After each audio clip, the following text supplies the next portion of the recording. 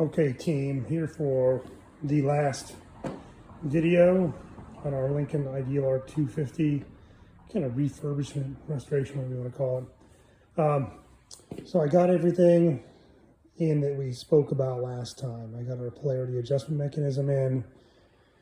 We got the fan motor in with the new bearings in it. The silicone control rectifier, I cleaned that up and it's in there. We got our lead holders, the horseshoe with the railroad spike. We got those done. We got them bolted on using a Teflon coated lock nut in the back. So that way these things won't back off. It's not a sheet metal screw. We got our final assembly done. I was up in the air about putting the old warning label back on, but I decided to put it on. And I used the same nuts and bolts that we used on the horseshoe and railroad spike. So all new cable lugs on the leads with a new locking nut on there.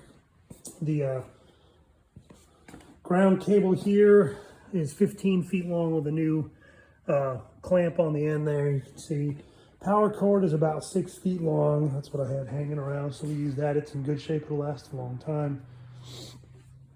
Our stinger over here, we used a new Lanco stinger.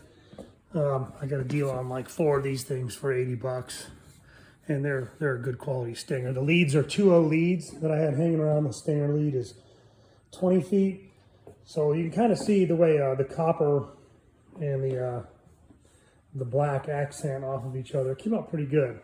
That's the cart we built for it down there with the 4-inch casters. Moves around really good. Transformer adjusts great.